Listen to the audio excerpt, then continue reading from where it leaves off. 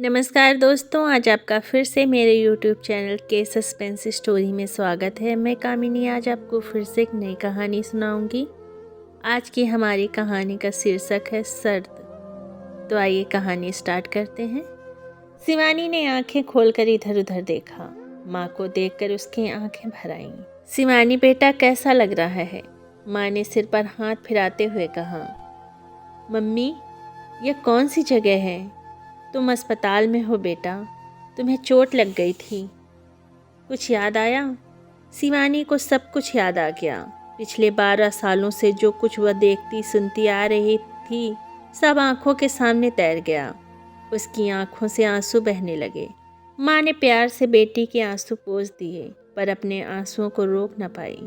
रोते नहीं शिवानी, रोते तो कमज़ोर हैं। तू तो मेरी बहादुर बेटी है ना? तुम भी तो कमज़ोर हो ना मम्मी। सॉरी बेटा, मैं कमज़ोर नहीं बनूंगी। आज के बाद इन आँखों में आंसू नहीं आने दूंगी। पापा कहाँ हैं मम्मी? वह तो यहाँ नहीं है। उन्होंने तो तुझे धक्का देने के बाद मुड़कर भी नहीं देखा कि तू मर गई या जिंदा है मम्मी। और फिर शिवानी चुप हो गई। बोल बेटा, क्या बात है? कुछ नहीं। माँ से भी छिपाएगी? बोल क्या बात है? पापा मुझसे नफरत क्यों करते हैं? शिवानी ने धीरे से पूछा। वह जो चाहे करते रहे, पर मेरी तो तू जान है, यह बात तू जानती भी है। मेरा तो जीवन ही तेरे लिए है।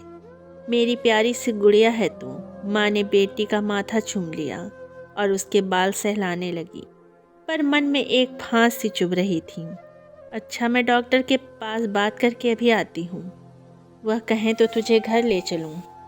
और शिवानी की माँ राधा कमरे से बाहर निकल गई। थोड़ी देर में अस्पताल से छुट्टी हो जाने के बाद माँ बेटी घर लौट आईं। पास पड़ोस के लोग हाल चाल पूछने आने लगे। सबको यही बताया गया कि सीढ़ी से पैर फिसलने से शिवानी गिर गई थी और सिर में चोट लग गई। घर लौट कर आए भी 3 दिन बीत गए, पर शिवानी के पापा का कहीं पता नहीं था। कमरे में पलंग के सामने शिवानी के पापा का फोटो लगा था। लेटे लेटे पापा का फोटो देखकर शिवानी गहरी सोच में डूब गई। पापा उससे नफरत क्यों करते थे? हमेशा बुरा भला कहना, मारना पीटना उनकी आदत में शुमार था। शिवानी की मम्मी उसे बचाती तो उससे भी 2-4 हाथ पड़ जाते। उस दिन भी पापा ने धक्का दे दिया और उसका सिर दीवार से टकराकर फट गया, जिसके कारण वह पिछले 8 दिन से चारपाई पर थी। स्कूल भी नहीं जा पाई। वह सोचती थी कि पापा उससे इतनी नफरत करते क्यों हैं। वह लड़की थी या बदसूरत थी? मम्मी कहती, तू तो मेरी बड़ी प्यारी रानी बेटी है। रंग सांवला होने से कोई बदसूरत थोड़ी ना हो जाता है। लेकिन शिवानी असली कारण नहीं जानती थी। मम्मी और पापा झगड़े क्यों होते थे? कभी कभी वह झगड़ा इतना बढ़ जाता कि पापा घर छोड़कर चले जाते और फिर कई दिन के बाद लौटते थे। वह यह जानती थी कि झगड़ा उसी के कारण होता है, पर क्यों, यह वह नहीं जानती थी। कोई और भाई बहन भी नहीं था जिससे वह अपना दुख बांटती। उसको चोट लगने के कुछ दिन बाद पापा लौट आए, पर उन्होंने एक बार भी उसे आंख भरकर नहीं देखा। फिर वह एक रात आई जिसने उसके जीवन की दिशा ही बदल दी। उस रात उसकी नींद आवाज़ों के शोर से खुल गई। उसने मम्मी पापा को झगड़ा करते हुए सुना। नहीं राधा, अब शिवानी को मैं अपने घर में नहीं रख सकता। जिसका पाप है वही ले जाओ। मैं तंग आ गई हूँ। यह आरोप ढोते ढोते जो गलत है, वह नादान बच्ची भी आपकी इस अकारण घृणा का शिकार हो रही है। मैं कैसे आप पर विश्वास दिलाऊं कि शिवानी आपकी ही बेटी है और सदा रहेगी। तुम कुछ भी कहो, पर मैं जानता हूँ शिवानी मेरी बेटी नहीं है। ना मैं सांवला हूँ और ना तुम। फिर ये काली कलूटी कहाँ से आ गई? वही हमेशा वाला तर्क, जिसका कोई सिर पैर नहीं। ठीक है, आपको जो सोचना है सोचते रहिए, कहते हुए राधा बाहर निकल गई। शिवानी चुपचाप जाकर लेट गई, लेकिन आंखों से नींद उड़ गई थी। पापा की नफरत का कारण उसे समझ आने लगा था। पापा ने कभी प्यार भरा हाथ उसके सिर पर न रखा। बच्चे कैसे पापा से मनुहार करते हैं, उसके कंधे पर बैठते हैं, उसे नहीं पता था। जब दूसरे बच्चों को पिता की उंगली थामे घूमते जाते देखती तो उसका दिल भी मचल उठता। पर पिता से डांट मार के सिवा उसे कुछ नहीं मिलता। उसके पापा ने कभी नए कपड़े नहीं दिलाए, कभी पढ़ाई के बारे में नहीं पूछा, कभी खिलौने नहीं दिलाए। आज उसे इन सब बातों का कारण समझ में आ गया था। रोते रोते उसकी आंखें सूज गई, पर उसके आंसू रुकने का नाम नहीं ले रहे थे। राधा अपनी बेटी को हर अपमान से बचाना चाहती थी। वह स्वयं तो अपमान के घूंट पी रही थी, अब बेटी को कैसे बचाए। शिवानी समझदार हो गई थी और उसका पूरा जीवन उसके सामने पड़ा था। राधा को यही चिंता थी कि यदि ये झूठा लांछन लोगों के कानों तक पहुंच गया तो क्या करेगी वो। जब शिवानी को पिता की नफरत का कारण पता लगेगा तो कहीं वह माँ को कसूरवार न समझ ले और उससे घृणा न करने लगे। यह सब बातें सोचकर राधा का दिल बैठा जा रहा था। उसने मन को कड़ा करके एक फैसला ले लिया और बेटी के साथ मायके चली आई। उसने तय कर लिया कि अब वह कभी लौटकर पति के घर नहीं जाएगी। अपनी बेटी के जीवन को किसी झूठे लांछन से अपमानित नहीं होने देगी। अपने माता पिता को अपने निश्चय से अवगत करा दिया। माता पिता ने बहुत प्रयत्न किया कि राधा अपना निश्चय बदल ले, परंतु वह अपने फैसले पर अडिग रही। अपने माता पिता से उसने साफ साफ कह दिया कि वह उन पर बोझ नहीं बनेगी, बस उसे थोड़े समय के लिए सहारा चाहिए। ग्रेजुएट तो वह थी ही। उसने एक दफ्तर में क्लर्क की नौकरी ढूंढ ली और इस तरह उसने एक नई डगर पर कदम रख दिए। माता पिता से अलग एक छोटे से कमरे में अपनी गृहस्थी बसा ली। उसकी पूरी दुनिया उसकी बेटी थी और उसी के आसपास वह सपने बुनने लगी। माँ की वेदना और पिता की नफरत ने शिवानी को जीवन जीने का नया लक्ष्य दे दिया। जैसे जैसे वह बड़ी होती गई, कुछ कर दिखाने की तमन्ना उसमें बढ़ती गई। साथियों और समाज के अन्य लोगों के कटाक्षों से बचने की कला उसने सीख भी ली थी। माँ की कही गई बात उसने गांठ बांध ली कि अपनी सीधी राह चलते जाओ, इधर उधर देखने से भटकने का डर रहता है। लोग जो कहते हैं कहने दो, मंजिलें उन्हीं को मिलती हैं जिनके कदम डगमगाते नहीं। माँ के मार्गदर्शन और अपनी मेहनत और ईश्वर की कृपा पर उसे अटूट विश्वास था। जब कभी रास्ते की ठोकरों से उसके कदम डगमगाते, वह पापा की दी गई चोट के निशान को देख लेती और उसे एक झटका सा लगता। वह एक नए जोश से भर जाती। हर मुश्किल का सामना करते हुए वह हाई स्कूल तक आ गई। सीबीएसई की हाई स्कूल परीक्षा का फॉर्म भरते समय पिता के नाम के स्थान पर उसने अपनी मम्मी का नाम लिख दिया। इस बात को लेकर बड़ी हाय तौबा मची। उसका फॉर्म स्वीकार नहीं किया गया। लोगों ने, स्कूल वालों ने बहुत कुछ कहा, पर शिवानी और उसकी माँ अपनी बात पर डटी रहीं, एक दूसरे का सहारा बनी रहीं, परंतु अपने निश्चय से बिल्कुल न डगी।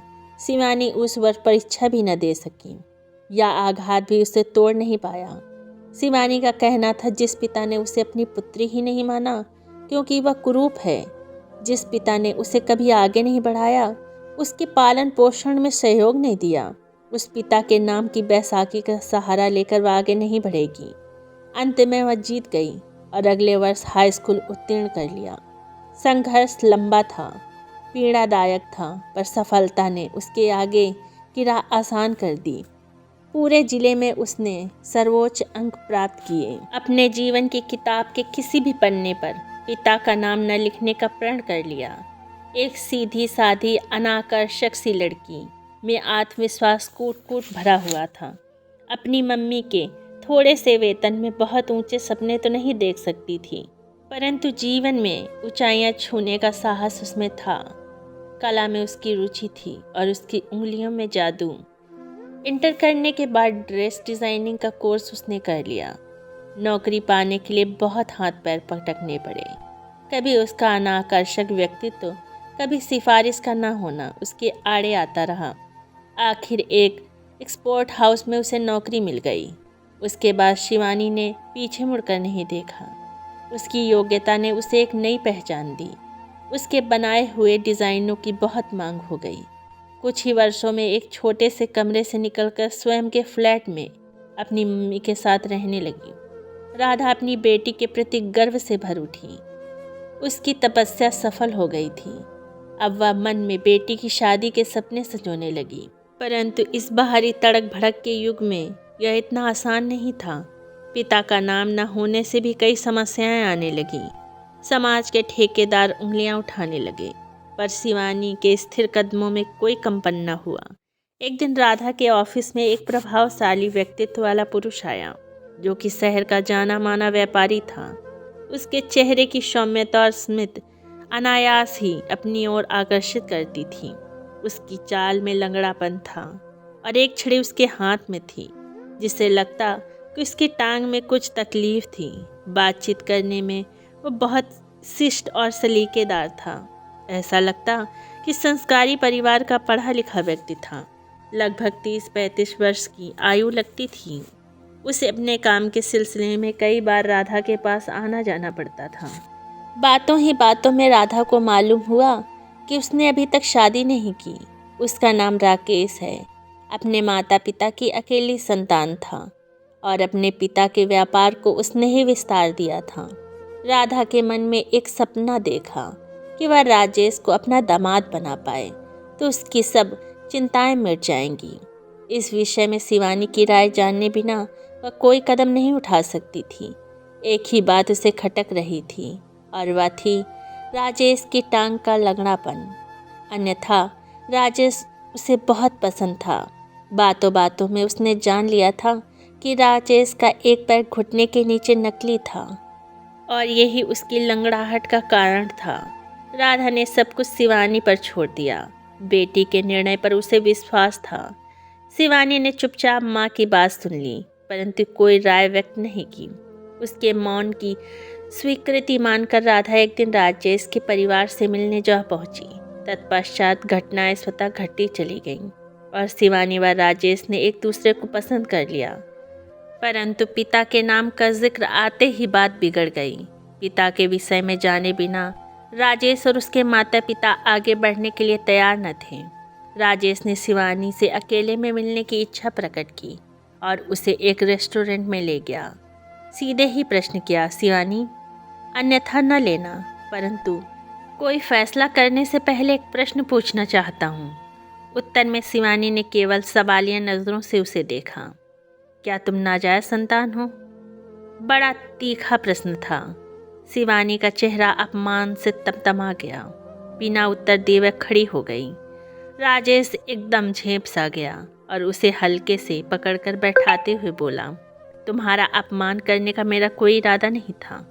बस केवल पिता का नाम न बताने का कारण जानने हेतु मेरे मुंह से यह सब निकल गए। मुझे क्षमा कर दो। कुछ क्षणों तक दोनों के बीच मौन पसरा रहा। फिर शिवानी धीरे से बोली, मैं अपने माता पिता की वैध संतान हूँ। सामाजिक दायरों से हटकर मेरा कोई अस्तित्व नहीं है, परंतु मैं आपसे पूछती हूँ, क्या पिता के नाम के बिना जीने का और आगे बढ़ने का मुझे कोई अधिकार नहीं है? मेरी मम्मी ही मेरी सब कुछ है, माँ भी और पिता भी।